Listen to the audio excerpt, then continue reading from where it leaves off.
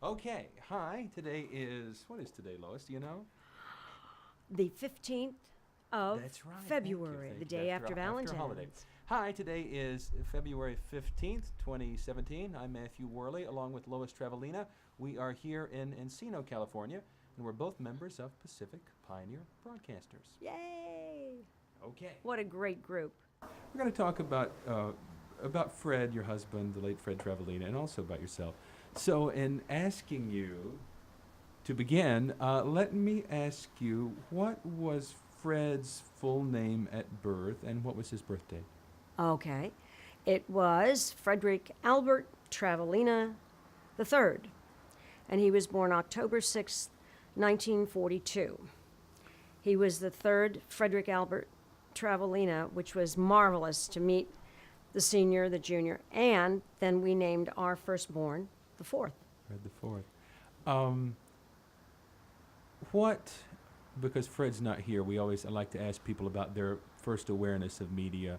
I don't know if he ever talked with you about this, but when you were growing up as a girl, because you were also involved in the entertainment business, what are your first memories of television or radio as a girl? Oh, that's easy. Um, my mother worked at night, and so my dad took care of me, and we would turn television on in the evening. Of course, back then, I guess it was just news for a while. I remember the Ed Sullivan Show, but that was on Sunday nights. And that was entertainment. I remember entertainment being on television. So, and that was back in the early 50s. Do you have any idea, because Fred became a nightclub comic and became a comic impressionist, the kind of person who would appear on shows like The Ed Sullivan Show and those type of variety shows that were on the air in those days? Do you have any sense of, when he was a kid, the things he watched that influenced him? Did he ever talk about that? What influenced him? His father. I meant in media. Oh, in media? Yeah. I don't know that. His father was so funny, and he was a singer. And in fact, I'll throw this in. I'm not dropping names, but I'll drop the name. Drop one. Fred Travalena Jr., Fred's father, sang with Frank Sinatra at the Old Log Cabin in Jersey. One of Frank's early dates before he was really a name. That's right. Yeah. That's right. So Fred used to tell the stories that his dad would read bedtime stories out of the newspaper of what Frank Sinatra was doing. Fred was up on Frank Sinatra from the time he was born and aware of who he was as a singer.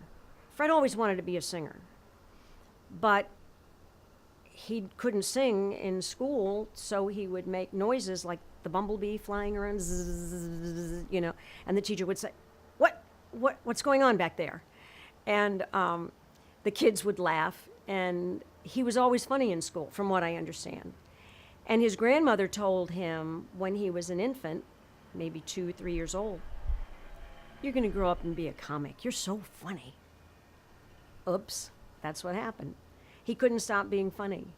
And I think he had a lot of hard times as a child. His father couldn't hold a job, or he wouldn't pay the rent, or whatever the case was, and they kept moving. And so he was in different schools all the time. So to make friends, he would just try and be funny. And that's what he did. And then when he got into the Army, he asked for special services, and he got it. So whether or not he made the sign-up sergeant laugh at the time, I don't know what happened, but he got in special services and did a great job in that field. So that's where I met him. Well, I was going to say, my understanding is that you and he met when he was in the military, and I know that your background was as a singer prior to that.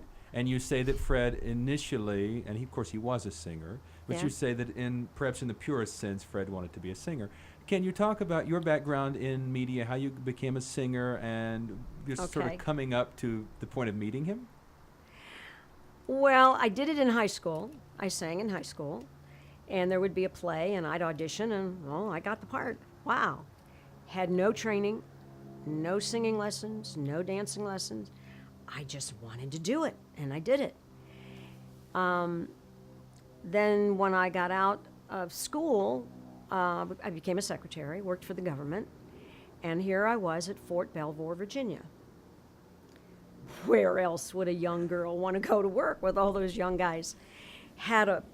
Made enough money and bought myself a convertible, drove around Post in my convertible. But anyway, they had ads in the local paper, in the Fort Belvoir paper, that there were auditions for Under the Yum Yum Tree, many. I did about 5 or 6 shows with Fred and the other guys. And just went in, auditioned, got up on the stage. They were blocking it. They sing this song, talk to this person. I did it. Just with a little coaching and directing. And I think back now, at my age, if somebody told me to get up on a stage and do that today, how do you do that? But you're young. You're 20-something years old. It was so cool. And of course, the guys were wonderful, and they took time with us and told us what to do. And Fred, being the funny guy that he was, one day said to his buddies, as I'm on stage rehearsing, "I'm going to marry that girl." He pointed at me and said, "I'm going to marry that girl." What? And I found that out years later when one of the guys told me. So that was kind of fun. Anyway, we were singing on stage together. And I was working at the Officer and NCO Club in the area as a bandstand singer. And they'd be dancing, and I'm singing a song, the standards, the songs of the day. So one weekend I asked the band leader if I could bring Fred up. And he got up and sang a song. Well, that went over real well. So then we worked on some duets, and so we put an act together.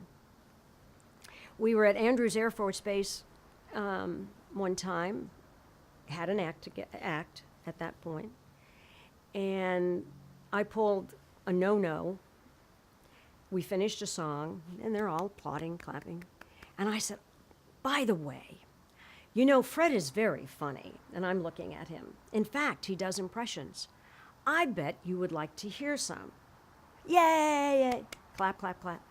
I backed off and walked off the stage. He was mad at me later. But at the moment, he came up with one right after the other of impressions and comedy. That's when it started. So then we decided we needed to put an act together for him. We worked the Poconos and the Catskill Mountains for a while after he got out of the Army. And then when we decided to get married, I said, "Okay, this is the way it's going to be. You're it. We'll get you an agent and a manager, and I'll do whatever you want me to do as far as the bookkeeping or the airfares or the hotel reservation. I'll do it. But you're going to be on stage." So that's how it started. So what I was asking you simply was the fact that you had decided that you would sort of focus on his goal as a performer and not necessarily focus on yours, and you and he together would pursue that singular goal. And that, as I say, that's a very caring, altruistic, giving thing to do. It's a self-sacrificing thing. What would you say about why you chose to do that? Because I felt, and still feel to this day, I can sing, and I'm a good singer. But I wasn't a great singer. I wasn't a Barbra Streisand or, I could sing. I can carry a tune. So I know he had more talent than I did, a lot more talent. Oh my God, he was a genius at what he did. So it was okay. And now, at this ripe old age of growing older, I decided I wanted to go back and sing. So I took some singing lessons. First time I ever did that. And it was fun. I'm not going to do anything with it, but no, it was just a time when he had so much in his head and coming up with so many impressions and funny things. We had to put that out. And he got a good agent and manager and started to subjecting him to the Catskill Mountains, where he was performing in front of named people. And in fact, Rich Little came in one night. Fred was doing a 2:00 show, I think it was, and Rich Little just happened to be up in the Catskills the same weekend. And he saw Fred perform. Well, now we've got competition here. Rich Little came to see Fred Travelena's show. And he said, I'm going to help you one day, kid. He said, you're good. You're good. Kid, he called him a kid. I think Rich is maybe 4 or 5 years older than Fred was. Rich did help him, and Fred never forgot it. He had recommended to the William Morris Agency when Shirley MacLaine was going to go work in Las Vegas, and she wanted Rich Little. And Rich was busy working somewhere else. And he said, you've got Fred Travalena, get him. He recommended, which was really something at the time, and he got the gig. So Fred went from the Catskill Mountains to Las Vegas. Oh my God, unheard of that you went that far, you know. But he was polished enough and professional enough that it worked. You mentioned that when you were together, even in the military, he was doing impressions, and you, although he perhaps did not want to do them on stage at that point, you knew he did them. He had done them for you privately, I suppose. Yeah. Can you remember, again, because the act and his repertoire develops over the years, do you recall when you first met him, what impressions he was doing, who he was doing at that time? Probably Gomer Pyle was the first one, you know, because he was in the Army, and Gomer Pyle was the military guy, you know, people. And he would do all of the sergeants and his superiors there at the theater. Well, that cracked them up, you know. So when they said, stand at attention, Private Travalena, and yes, sir, and he would make some crazy voice come out, you know, and broke them all up. But Gomer Pyle, I know, was one of the first. He was an enlisted member of the military. You, I suppose, were not enlisted, but were simply working on base? I was civilian, right? Yeah. Okay. I was a secretary. Mm-hmm. So when his time is up, you and he are then free to move on together at that point? Right. Is that basically what happened? Yeah, well, he got out of the Army and finally ended up back up in New York. And we weren't engaged. We were talking about it, and then we couldn't stand it, and then we got engaged, and then I moved to New York, and then it's history. You know, we got married, whatever. Well, that's a lovely story. You mentioned the Catskills. I didn't know that. This is the so-called Borscht Belt, which was a great area for entertainment, a great proving ground for many entertainers who went to Broadway or came to L.A., and it's kind of a lost world of entertainment. Can you remember anything about the resorts that he played, or anything about the other people on the bills in the years when he worked there? Not really, because, well, the Stephen Eadys were there, Milton Berle, Red Skelton. I know there were more. Those were the biggest, you know. And did he work with them? No. He would be the late night comic after the main show, you know. No, I don't remember all of them at the time. No. I could go back and look through my archives, but Sure. So it sounds like, as you explained a moment ago, from places like Grossinger's or wherever he worked, from there he went, the next big leap is Las Vegas. That's right. Was Fred, at this time, had he been pursuing television? Was he already making TV appearances, or did that come after he was in Vegas? No, he started doing some television. Mike Douglas was one of them. And he did local television in Washington, because we lived in Washington for a while. After we lived in New York, after we got married, we moved back to Virginia. My mom and dad were in Virginia, and we had dogs. Not children, but dogs.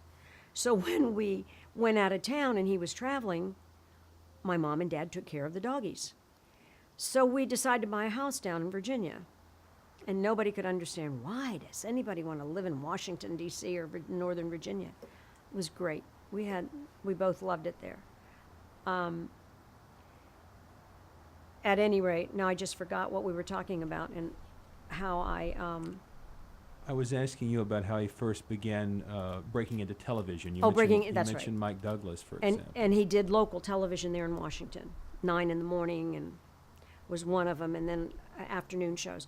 Then he would go up to Philadelphia to do Mike Douglas. I was the videographer at the time, and I would film him. I'd stay home. We got the machines, and I would stay at home and I'd film him. So you had a home recorder. Yeah. No, that's late 60s, mid 60s. Even then, that's very, very scarce technology. Right. Very expensive. Unsophisticated. When do you, more or less, what period of time did you first get a recording device? Do you remember? In the 60s, 70s? Well, it had to be the 70s. We got married in 70s, so early 70s. Okay, so that's very, very early for people to Yeah. have home recorders, yeah. Yeah, I still have them. Okay. All those tapes. Uh-huh. Anybody want a tape? But they were great.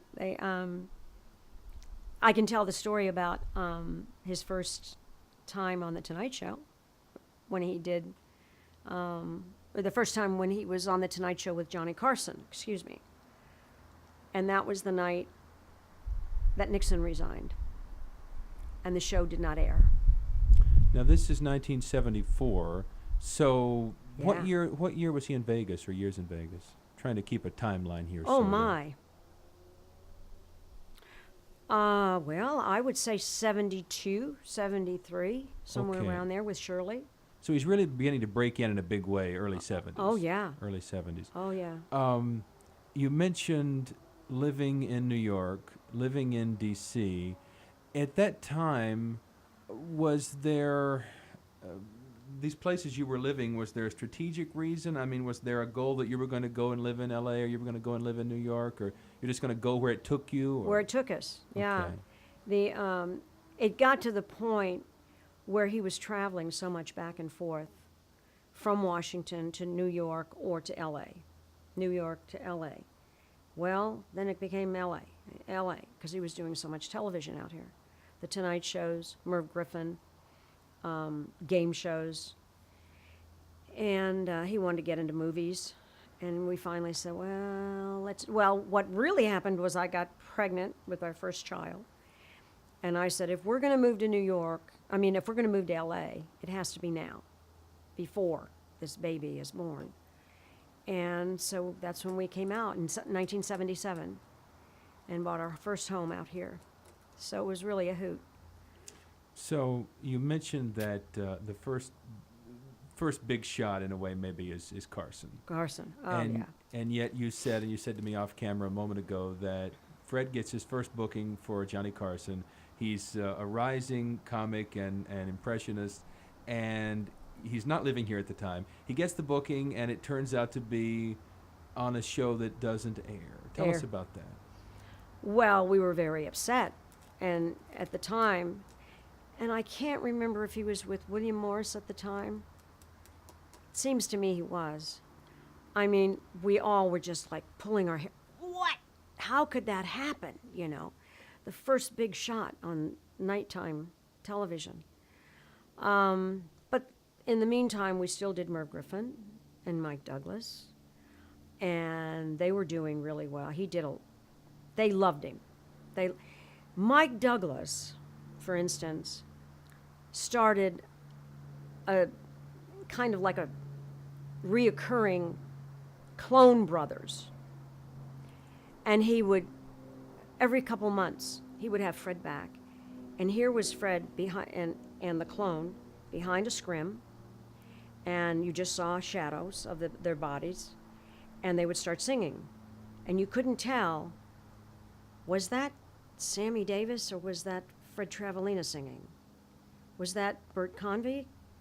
Bert Bacharach? Was that, who else did he do?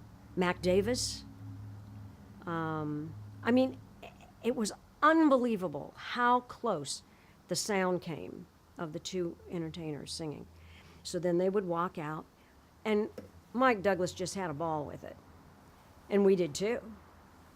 And of course, then when these people would come to see him when we were in Vegas,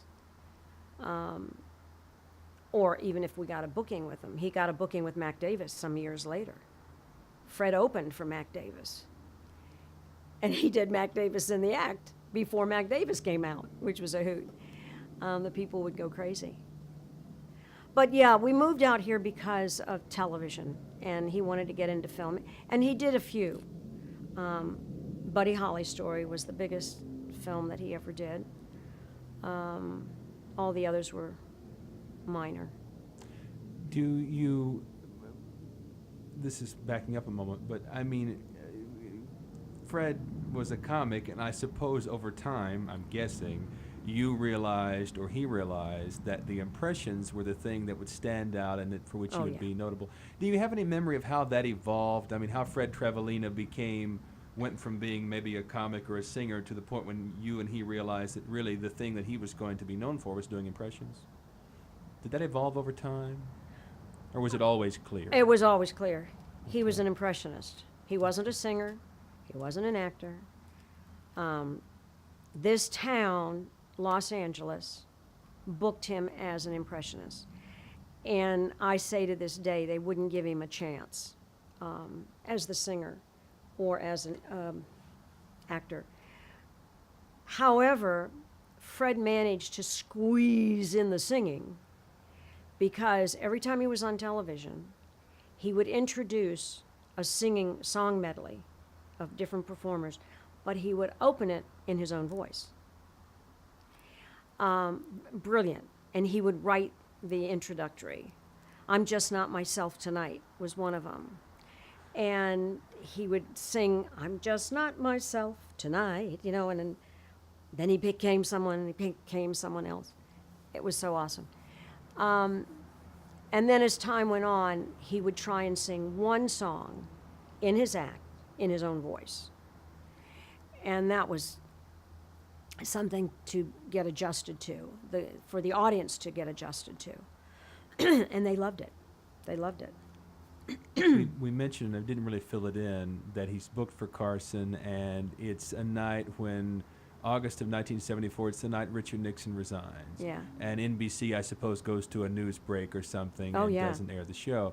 By the way, Carson became perturbed over the years when they would replace his program with any breaking news event, save ones of the most paramount importance, of which that obviously was one. But as I understand the story, Johnny was not working that night. It was the night of a guest host. Is that right? No, it was Carson that night, I believe. Okay. Yeah, So the it night was. that it didn't air it was Carson. Yeah. Okay. Yeah. Okay.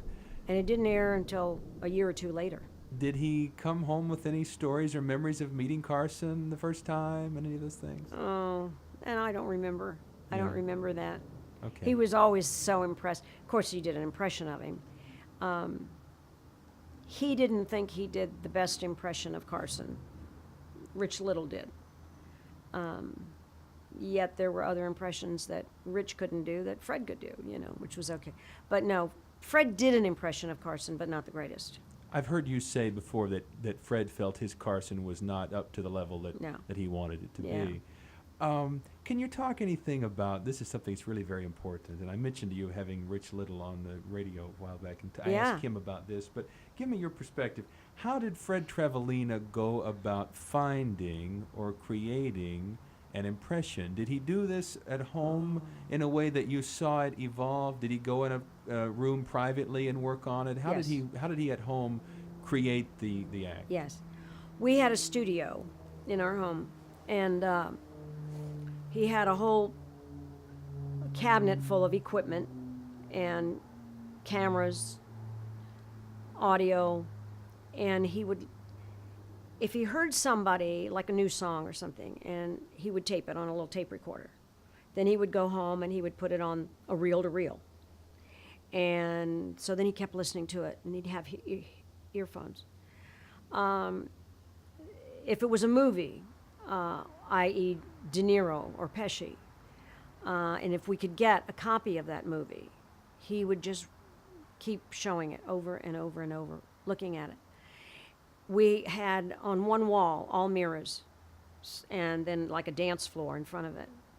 So he could stand there in the mirror and have the television on so he could see the television also, or the screen where they were performing. So he constantly worked on things. And he used to always say, if I try out an impression on Lois and she doesn't laugh, I know it's no good. Well, you can't say that, you know. There's a gentleman, Mishkaman, who's a wonderful impressionist, and he does impressions of people, actors, a lot of actors. And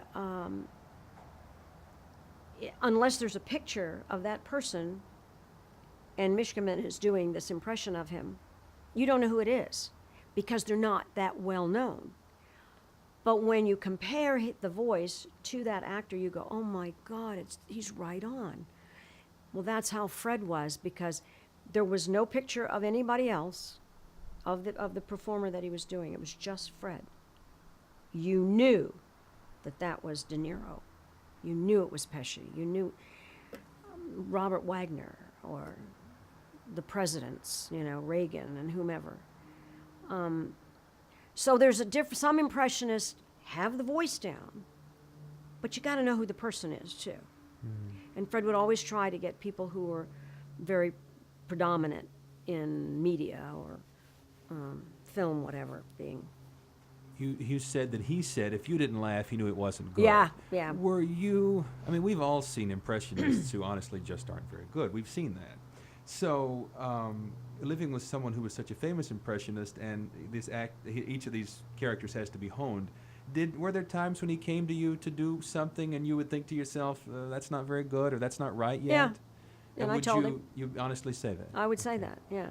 Or I'd say work on it, or get a quote or a line for that person. Speaking of that, Tom Cruise. There was a movie, Tom Cruise and the military one, and Top Gun. yeah, and what was that saying now? I can't remember it. And he had it. He had it so well. Anyway, now I can't think of it. I'll have to think about it later. So yeah, we're talking about I the shouldn't bring it evolution up. of this. Do you think that he was it easier for him to find the voice or to find the physicality? Did one come before the other for him, you think?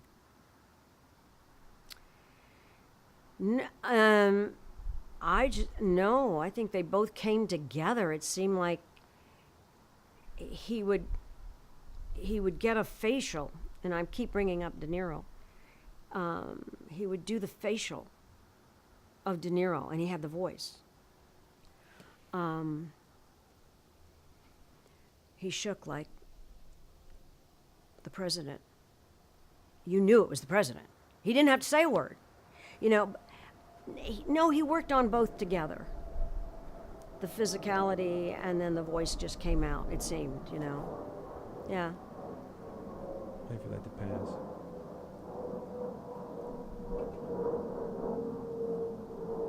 This is I Love My Granddoggy Pup.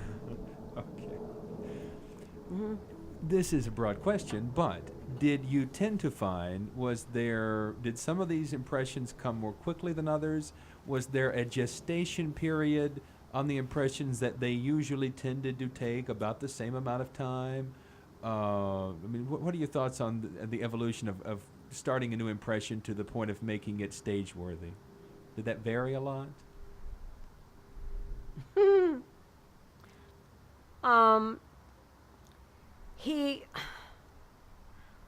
I don't have an answer for that. I don't know. Okay. I don't know. So we're talking about the early 70s here, and Fred begins getting booked on some of the big talk shows of that period. I mean, as we discussed, there was a whole genre of variety and musical variety shows on the air then that had a demand for people who were like nightclub comics, impressionists, things like that. 1974, you said he gets the first big Carson shot. He's already been out here doing Griffin and some of those other people. So, what in your mind is the next big milestone for him after you move out here and that sort of thing? Well, like I say, he wanted to do movies, and the fact that he did the Buddy Holly story, he was thrilled about that. I still get calls today when that show, when it's aired on television, Netflix or whatever, and you see the Buddy Holly story. People will call me and say, I just saw Fred on the Buddy Holly story. He played Madman Mancuso. And he went in, and they wanted him to cut his hair. Well, Fred's hair was his prized possession. He had beautiful hair, thick hair. And he refused. I can't do that. I've got a job in Vegas next week. And so he came up with, he went into makeup, and they slicked his hair down really good for that. And they gave him what to say. I remember this because it was a script. And okay, you're going to stand here behind the equipment. And well, he went into a crazy spasm. Hey, yo, whoa, whatever he did. And that wasn't in the script. They kept it. Buy and Sell. That was another movie where, oh, if you ever get the opportunity to see Buy and Sell, Buycell. It was about guys in jail. And he was in a box, they said. He was in a box for 2 or 3 months. And he came out thinking he was a television show because he would keep repeating things. And he was funny. That's what the guys in the jail said he was. So then he did, and was not in the script. And he went to the director one day and he said, I've got an idea. So he started doing it.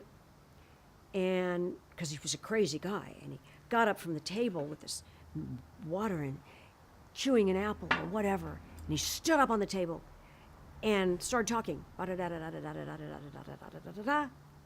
And he got to the end of the tables. He went up on a table, down on a table, up on a table, down. And there was the head of the jail. And he said, he looked at the man, and all of a sudden he started going backwards. He went backwards with the whole script that he just read or said. They kept it. They asked him to do it a second time. They didn't need to. He said they took the first take. But that's how creative he was. He would get there and he would see great ideas and add it to his part, and they kept the things. So he was always very pleased and proud with. But unfortunately, the movies didn't come as frequently as they should have. This is a film in which he plays a character called VCR. VCR. And this is on YouTube, and I learned in researching our conversation, there is a big fan following for this movie and for his appearance in it. And this is, of all the things I looked at in preparation to talk with you, this is the time when you really see both the diversity of Fred Travelena's ability and also that he can act. Yeah. Because even though what you're describing in this conversation, it sounds like a silly description, there's a great deal of pathos in it. Yeah. And there's real acting in it. And it's quite moving, quite impressive. It's brilliant. You bring up something I wanted to ask you about, or you imply it by mentioning that Fred Travalena had an ability not just to do voices, but to do sounds. Oh, yeah. To do otherworldly sort of sounds, the sound of a tape being rewound. We saw him a moment ago in a piece of tape when you were off camera where he is moving his mouth as though he's talking, but the sound that's coming out is something like a tape being erased or being backed up. There's some really weird stuff there that, frankly, even someone like Gorshin or Rich Little, as great as they were, didn't do. No. Can you say anything about where that stuff came from, or were you around? Has that evolved at all? He started it as a child, as a kid, in school, and making crazy noises and trying to get the teachers, when, like I said, there was a bumblebee in the back of the room, and And he would, and the kids would start laughing, and the teacher would get mad. Who's doing that? Not me. It was one of those. So yeah, he started it when he was quite young, and they just developed. My youngest son, Corey, he does a lot of sound effects. He took after his dad doing it, and would just listen to how Dad did it, and he does it now. Yeah. There, in doing the research for this, I don't know that it's true, but I'll ask you. It was I found a fact, supposedly a fact, online, that Fred auditioned for Saturday Night Live. Mm-hmm. And in fact, it said on IMDb he auditioned for SNL 17 times. If that is correct, what are your memories of that? Over a period of how many years did he do that? What are your thoughts on that? Well, a lot of it has to do with political views. A lot of it has to do with who's booking the show. And they didn't like him. That's all it was. But he didn't give up. He continued over a period of time to audition for the show. He wanted to do it and never could get in. The producer just said, nope, we don't want him. Nope. And I kept calling and calling and calling. I had an agent out here anyway. I'd say, he's perfect for this part, West Wing. I got him on West Wing. And he sat there at the chair, didn't say a word. He just sat there at this West Wing. That was his part on West Wing. They wouldn't give him the opportunity, or maybe he did say something and they cut it out. I think that's what happened in reality. But it just depends on who's on the other side of the camera and who's putting it all together. Absolutely. That's what this town is about. Well, I'm convinced. It's funny. You say that I got him on, I did this. You were obviously, even though he had agents, Yeah. you were really hustling to help get him bookings. Of the two of you, were you more the salesman, more the person the promoter? Okay. At the end, in the last several years, he would have the ideas, but then I would try and follow up and make the phone calls. And we had a publicist, and they would help us. I can't complain at all. I should not complain. We had a wonderful life, and Fred accomplished a lot. And when it came down to helping the USO, the veterans, he would go to hospitals and help people. When he went to put flowers in Washington at the grave of the unknown soldiers, most touching day that I ever had, He had a lot of opportunity. We went over and did a USO tour in Europe.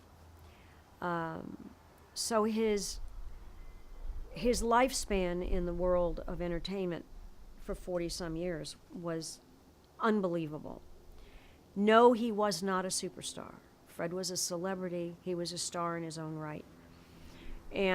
But even today, when people hear the name, hi, I'm Lois TRAVALENA. TRAVALENA? And they recognize the name. It just blows me away because it's been a while, but people do remember him. He made an impact, and when he did talk shows, and back in the day when he did the Tonight Shows or the Mike Douglas and Merv Griffins again, and he would get on a topic and talk, people would sit up and say, really? I didn't know that, because he was very educated. Politically, he was savvy, tried to stay away from it. Because in the world of entertainment, you have to be on both sides all the time. Unfortunately, anyway, that's what he did. He was very, very smart on that topic. Did all the presidents from Kennedy all the way up. Never said a bad word about any of them. Maybe innuated some circumstances, but they were just funny back then. His political views were funny. So but getting him in movies or on specific television shows was a challenge. And they would say, "Oh, we don't need an impressionist. Okay, just take an actor who's funny." Didn't always work. Let's talk about, if we may, just a handful of the important credits that Fred had. One of the things that he did a lot of is appearances on game shows. Yeah. And for celebrities such as Fred, and of course, as we discussed, you appeared on Tattletales with him. When you got in kind of that loop of some of those shows, you could get booked and booked repeatedly. Yeah, and clearly he was in tight, if you will, with the Goodson-Todman stable of shows. Yes. And makes many appearances on Match Game and Tattletales and Password Plus and Body Language. Hollywood Squares, yeah. Of course, that's not Goodson-Todman, but yes, Yeah. that's another Yeah, notable another show. Those were good bookings because Oh, yeah. you could tape 5 in a day and you could make scale times 5 and all those wonderful things. Do you remember how Fred first got involved in doing game shows? How he got his first game show? No, I don't remember that at all. He was just the agency. His agencies back then called him up and said, "We got a spot on Password. Are you interested?" "Sure, you bet." And of course, they always would. He would always kind of embellish every question with an impression or a character voice or something. Yeah. So they loved having him. All the game shows did. Do you remember the thing about those shows is they would really increase your visibility because you're Yes. oftentimes on in daytime. People who might not have seen you at night, they would have seen you in daytime. And oftentimes people use those from the back of those to get other bookings and that sort of thing. That's Do right. you have any thoughts on just his longevity as a game show celebrity and what impact that may have had on his career, if it did?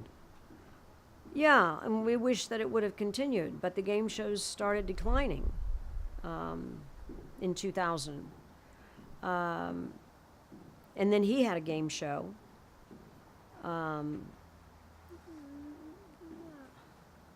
The game show. Well, Fred hosted a couple of game shows. Let me ask you about a series. The first one I can find, 1984, a series called Anything for Money. Yeah. He was the host of this program. Kind of a hidden camera, Alan Funt-ish sort of show. What do Right. you remember about Anything for Money? Again, they hired him because he was a funny guy. And he would come home so frustrated because he said he would try and throw something in that was funny. And they'd say, cut, Fred, no, don't do that. Fred, don't say that. You know, it was one of those situations. And it got to the point where he said, "I don't know why I'm doing this show. I'm standing there, hi, and you are, and you come from, and okay, next is, and then we'll be right back after that." And he was so frustrated. But Anything for Money didn't last too long. I think one season, I believe. Yeah. I think that's about right, yeah. Yeah. He had been cast in the role of a traditional broadcast MC Yeah. and not a comic, and therefore his skill was not being used No. effectively. No. It's an odd casting. No, so that didn't help him much in bookings or getting out there to, to perform anywhere. He still did, but Fred did a lot of corporate dates, as well as Atlantic City and Reno and Tahoe and, casino dates, but a lot of corporate dates. And all we would have to say is when we talked to them, turn on the television, Monday, you'll see him on the, yeah, it worked. It worked. In 1993, he hosts another game show called Baby Races. This is a Family Channel program, and they were getting into the game show business a little bit in those days. Wink Martindale produced some shows for them, other people. Baby Races, the announcer is Gene Wood, a longtime Goodson-Todman announcer. Yeah. What do you remember about Baby Races? Very little, because it didn't last very long. Fred was adorable with all these little children. And either we didn't get that channel or something. I couldn't get I couldn't tape them at home, and we got maybe 2 or 3 of the games. So I don't have them in my archive like I wish I had. But he enjoyed it, but again, he didn't do too much in the way of his own talents. He was just a host and had to communicate with the children who were small. Yeah. That again, that's a unique skill that some people don't have, and some Yeah. people don't necessarily want to do. Of course, your husband being a father and all that, I'm sure he could channel that ability maybe the way someone else couldn't. Was that show? Am I wrong? Was that show taped out of town? Yes, Taped in Florida, I perhaps? think so. Yes, you're Okay. right. Okay, wasn't Yeah. certain about that, but I thought so. Well, I'm kind of going out of order here as we talk, but they're disparate credits. Your husband this is very unusual. He made at least 3 appearances in the Macy's Thanksgiving Day Parade. 4 appearances, the archivist would know. Does he make all 4 of these as the Joker? No, Okay, he made a few of them as the Joker. only one. Only one One is is the the Joker. Joker in full makeup as the Joker.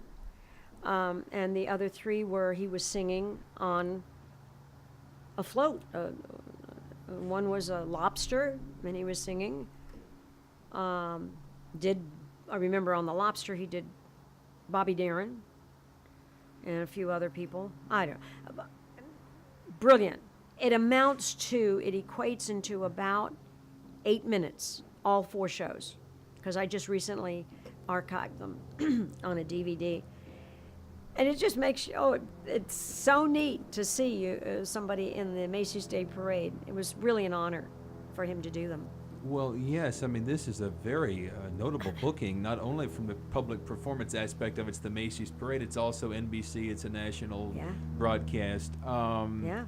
Very, other than people who are maybe like performers on Broadway, most people don't get booked repeatedly on the parade. So how did he get those bookings, and what do you recall about that? Oh, he met the son of the person who was behind the scenes. They were at a golf tournament. Fred was entertaining, and this kid, younger than Fred, but loved Fred. And he went home and told Dad, and I don't know if it was the owner of Macy's at the time, or anyway, that's how we got in. And for 4 years straight, we did it. It was wonderful. Again, just skipping around, credit a very unusual pilot done by Hanna-Barbera called The Funny World of Fred and Bunny. This is regarded as a lost pilot. I don't know whether you have a copy, but it's not do. something that is, it's not something that's kicking around anywhere. It's in those days, Hanna-Barbera was experimenting somewhat with live action. This is an unusual hybrid of live action and animation, and Fred is the host, and his co-host is an animated character. Tell us about The Funny World of Fred and Bunny. It was brilliant. It was a very, very good show. Fred did some impressions in makeup on it, sang as himself. Bunny, who would fly around and get on his shoulder or say things to him, was the voice of Kathy Lee Gifford. And that's how we formed a friendship with her and her husband. It was wonderful. They were wonderful people. Are wonderful. She's great. At any rate, it was the hope that the viewing of that show would parlay into more of these shows with Fred hosting and with guests on the show. He had Sandy Duncan. She was was she the only guest? I think so. She was the only one at the time. And marvelous. She did a dance routine and a singing routine and with him. But yeah, it only aired. And what happened again, it was in the summer, probably on a Tuesday, Wednesday night. I don't know. People were on vacation. They weren't watching the special. Whatever happened, and we never got anywhere with it. It was a wonderful production. Do you remember, because it is rather avant-garde, do you recall how he got that booking? No, I don't. I don't remember that. And Somewhere along the line, he did have agents and managers, and they were great at the time. His one manager, Danny Moss, is the one who got him on The Tonight Show. And I kiss his feet every time I see him. That was the beginning when he got him on The Tonight Show. now, Funny World of Fred and Bunny was a pilot special that was hoped to evolve into a series and didn't. But again, there's at least one. There's like one clip online, and that's all. It's a very impressive piece of work, and it's very ambitious work for its time. The melding of the live action and the animation. Another thing, very ambitious. Your husband did some television specials. There is a special called The Many Faces of Fred Travalena, in which he works in makeup quite a bit. Now, we're used to not seeing him in makeup. We're used to seeing him, as most Impressionists were, embody the characters with just his facial expressions and his physical movements. But he's working in makeup here. I did worked in makeup a few other times. Right. Elaborate prosthetics. What were his thoughts on using makeup? Did he like being in makeup, not like it? Do you have any thoughts about working with makeup? He liked it. He had a fella in New York who was doing the makeup, who was quite good. I didn't think Fred needed the makeup. I think he did a marvelous job with his own facial expressions. But The Many Faces of was very good, well done at the time. I don't know if Fred really thought it was going to embellish and become a series or something, but just the fact that we did the one was very impressive. He did great at it. I think finally he gave up and said, I don't need the makeup. I can do this on my own. I know of another Impressionist recently who tried to do makeup as Frank Sinatra. If you've got the voice and you've got the characterizations and the ambiance, you don't need the makeup. Do you recall, because I wasn't able to determine it, do you recall where that aired, Many Faces? Was it network syndication? Do you recall I think it was on the network. Okay. Do you don't recall which one? No. Okay. I might have it recorded somewhere, and I'd have to go back in archives and find it, but yeah. I got the sense, maybe I was wrong, because I'm not certain, that some of the later things that Fred did, that maybe he was involved in producing some of his own work. Am I right about that? Well, his CDs. I mean, some of those like specials and VHS things. Did he produce any of those himself, or is that just a? Okay. No. They seem to be very much. He seemed to have a lot of control of the product, and it seemed as though maybe he had written the script or whatever. And I just wondered if perhaps that was the case. It was a guess, perhaps an incorrect one. Couple of other just disparate credits here. Do you remember anything about his role in? And this is a well-remembered cartoon series, Shirt Tales. Oh, yes. In which he does, again, as an Impressionist, he does a Humphrey Bogart voice. Yes. And a very memorable little orangutan-type character that he did. What are your thoughts on Shirt Tales? It was great. And also the, another series. But Shirt Tales was very, very good. He loved doing it. We had a whole bunch of the little Shirt Tail characters. The kids loved it. That was Hanna-Barbera, I believe.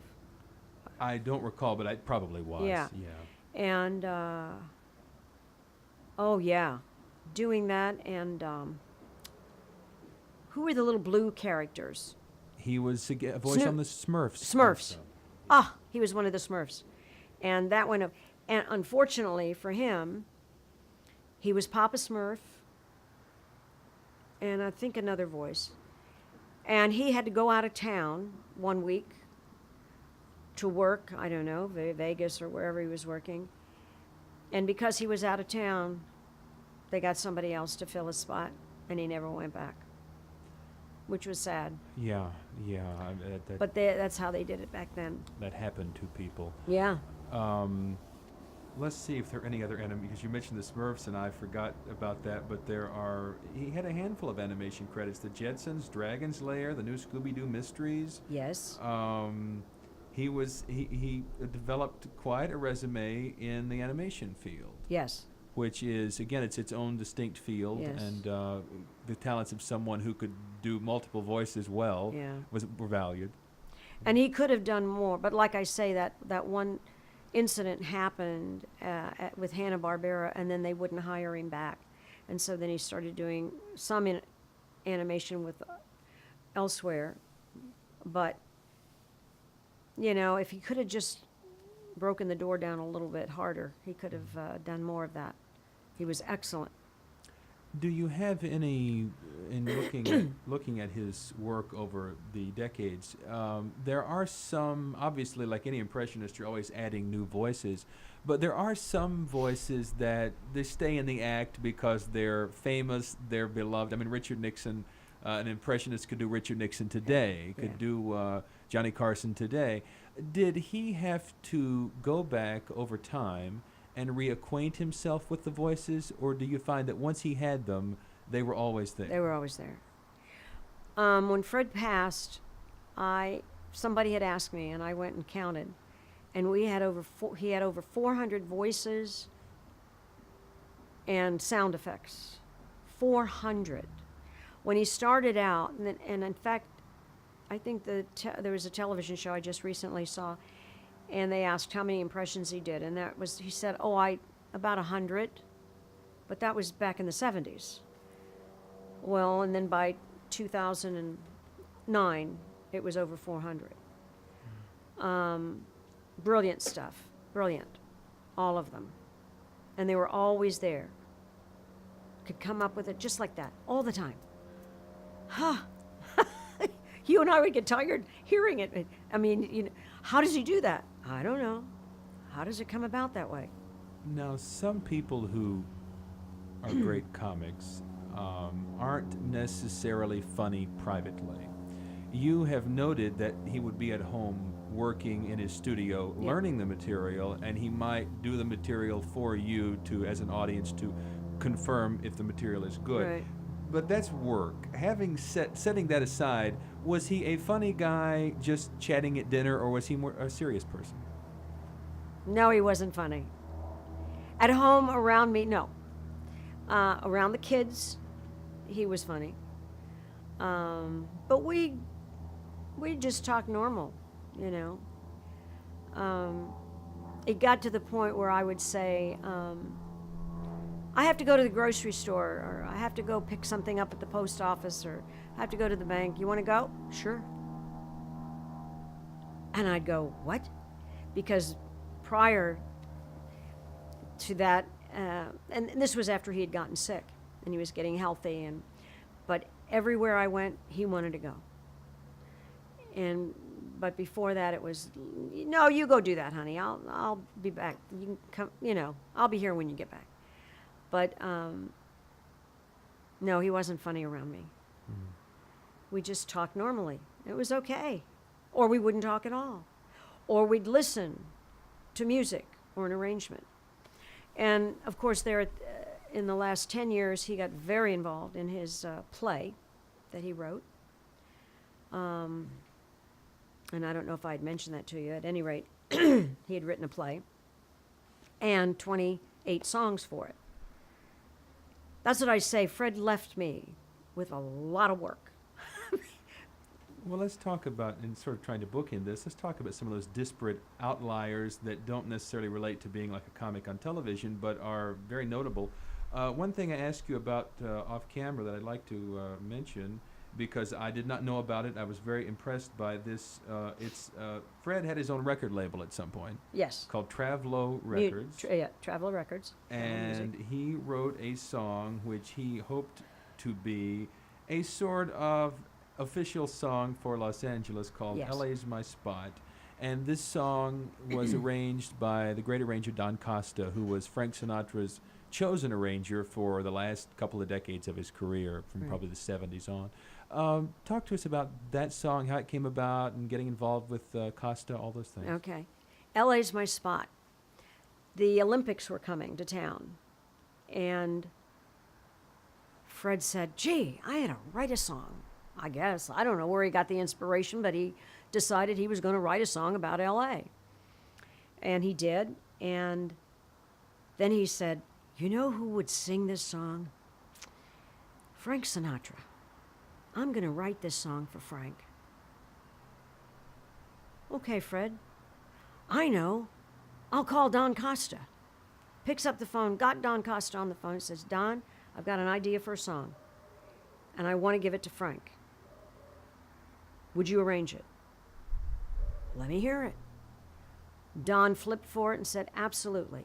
It's the most beautiful arrangement you ever want to hear.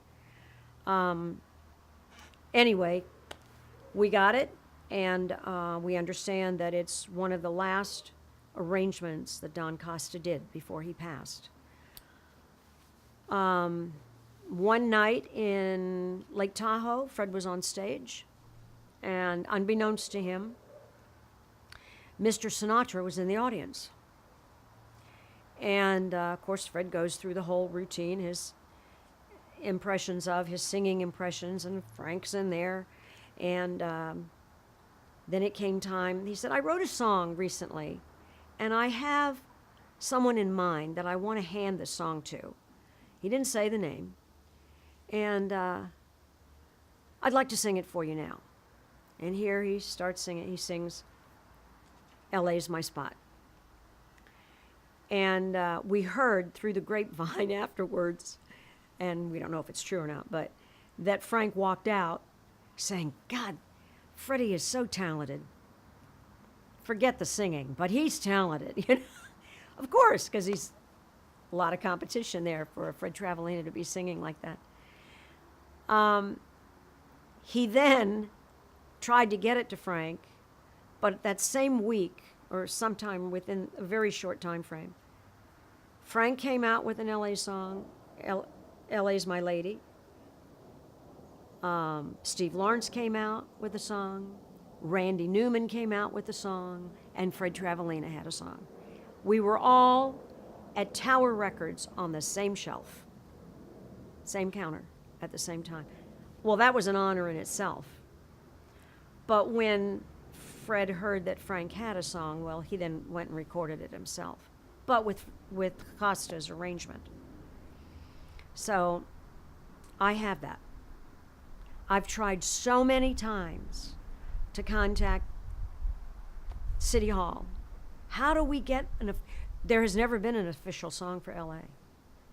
Randy Newman had his was the most popular and played, but a lot of the DJs played LA's My Spot for Fred. Rick Dees, Gary Owens, Sacklarides, all of the guys of PPB I know were very familiar with Fred's LA's My Spot at the time. Yeah. Did you mentioned Fred having written a musical, which you told me, we've talked about this off camera, and you specifically mentioned that he had talked with Steve Allen about the musical. So he had connections in the world of music in addition to the world of traditional entertainment, performing, Right. that sort of thing as far as comedy. And you said in the beginning of this chat he always wanted to be a singer and that sort of thing. Tell us about the musical. It's a New York-based Christmas. Well, this No. is the album, is the New York Christmas album. Right. The musical is what? Again, about his favorite person that he grew up with, Mr. Sinatra. The musical is about Frank. It is about Frank. And it's all public knowledge what's in it, but it's Fred's interpretation of what he thought made the man. And it's a very touching romantic story. He, like I said, wrote 28 songs. It's called And Then I Sing. And why do you sing? Because when anything goes wrong, I'm going to sing a song. And Fred would do that. Fred would do that too. But he thought maybe in Frank's life, he would say the same thing. Oh, I can't deal with this anymore. Piano player, play this song for me, or whatever. Anyway, that's what he called it, and then I sing. I've still have it on my desk. Someday I hope I can get some interest in it. It's a beautiful story. Music is, anyone who hears the music flips. But a lot of history there. We're getting close to the end of our window of light, so let me ask you a couple things to wrap up. You mentioned a moment ago, and you've told me also off camera, that you have made an effort in the years since Fred passed to continue to promote his music and promote his legacy. And you said at some point that when he was ill, before he passed away from cancer, that he said to you, "I'd like you to try to push this play," and that sort of thing. Is that, but you've told us that throughout his life you were always promoting, pushing, working, selling. When he passed and you took that on full time on behalf of, since he wasn't here, was that something that he always knew you would do, in him telling you that? I mean, what was the perspective on, did that feel like a burden, a challenge, No. a privilege? How did you feel about It's that? not a burden. It's this was a very special man, genius of a man, in my opinion. Not only a comedian, an impressionist, an actor, a songwriter, a lyricist. He did it all. Michael Feinstein credited him as being, Fred TRAVALENA is not just a comic. He's a composer and a lyricist. And Michael Feinstein has sung some of Fred's Christmas music. Every Christmas, I try to get it on air around the country. If I call one radio station, I call 150, 200 radio stations. Radio today is a little different. In most cases, I can get some people doing streaming radio, and it will show up. Do I make money on it? No. I don't expect to make any money on it. I just want people to know what a talented person who could perform. Steve Allen was the first one who said, "Freddie, one song about New York at Christmas time, but 11? You wrote 11 songs about Christmas in New York City? Brilliant CD." And a lot of the DJs love it, and they will play it, and that's my job. Starting in October, I start, sometimes September, calling the different radio stations around the country. And I do get airtime from time to time. The play is another story. I hope one day I will find that right producer who's going to say, "Lois, let's do it." And because, again, the music is so special. Music back then, in the Sinatra era, Tony Bennett, whomever, and Fred picked up on this. They were songs that told a story. They were a love story. That's why there were so many during the war times when Sinatra was singing the love songs. People fell in love, and people my age and older still remember that. They fell in love by Frank Sinatra's music. Fred wrote songs that you could understand. The lyrics are so beautiful, and you keep singing them. Oh, and he used to always say, if you can come out of a play or out of a concert and sing the song or remember a couple of the words, that's a hit. If you come out of a play and you don't remember that one song, forget it. It won't last. The thing that you can whistle going up the aisle is the hit. Yeah. But anyway. In closing this up, some personal notes. You mentioned your husband's health. He had an illness. I think he had an illness, and then the cancer went into remission and later recurred. So this is something he dealt with over a number of years. Right. How did that affect his? You said at one point he liked to go out and do things, go to the bank or something in a way he hadn't before. Did that have a philosophical or personal impact on him in Yes. addition to his performing? Yes, it did. He, in 2000, they found he had non-Hodgkin's lymphoma. They treated him with chemo. They then said, no sign of disease. You're clear. And so we were thrilled. About a year later, they found prostate cancer. And so that was taken care of. No sign of disease. You're fine. So Fred had realized God was saving his life for some reason. And I think he got closer to his religion. He started getting more and more involved with USO and veterans, and loved the veterans, loved military. So, yeah, he started putting a lot more thought into those things and realizing what our unity in being married, what that means, and we became very close. Prior to that, we were all focused on getting a career. And then all of a sudden, if you don't have each other, if you don't have your life and your ability to function, what are we here for? If you can help other people, pray for other people, that's what life's about. So we became very, very close in the last 10 years, actually, 9 years. So, and the oncologist had said, no sign of disease, but that doesn't mean it might not come back.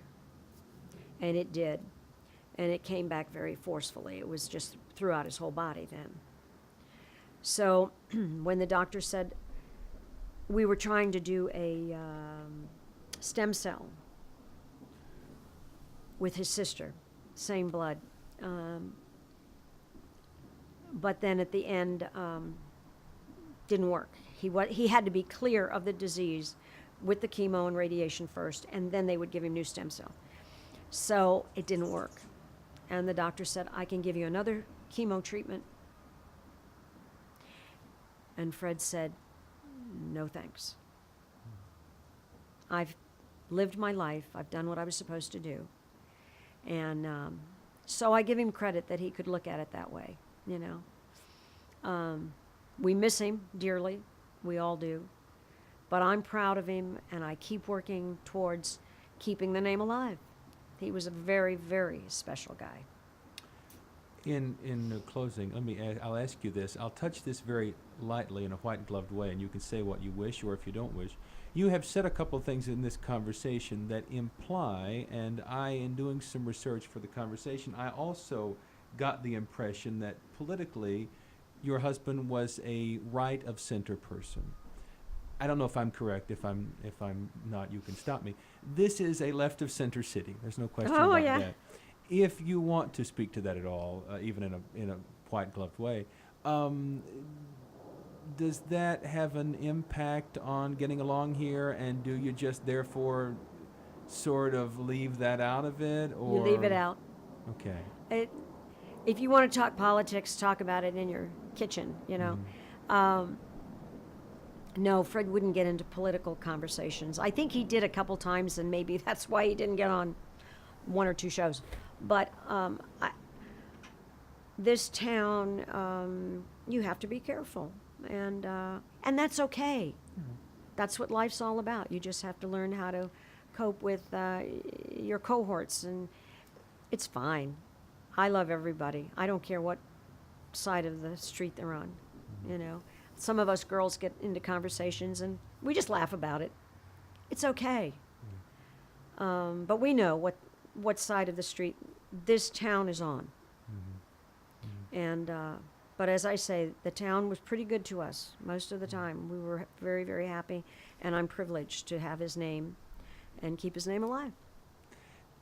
In closing, when did you and he first become involved with PPB? Do you recall what year that was? Oh, gosh. Do you recall who his and your sponsor was originally? Do you know? I don't know, because Fred was invited first, and then he invited me to come along. And every time we went, we had a great time meeting new people and talking to people. Fred was not honored, or I don't believe ever put up on the stage No, I can't remember that. I think now that I'm thinking about it, he was put up on the stage on a dais for somebody, but I can't remember who. And I feel honored that they've kept me on board in his name. And of course, I just keep meeting new people, more and more new people all the time. I sit at a table. I don't want to eat. I want to find out what you did in the world of entertainment and broadcasting and film. And it's such an interesting group. So I'm honored to be a member. You you remain a very active member. You're a member of the board of directors. Yes.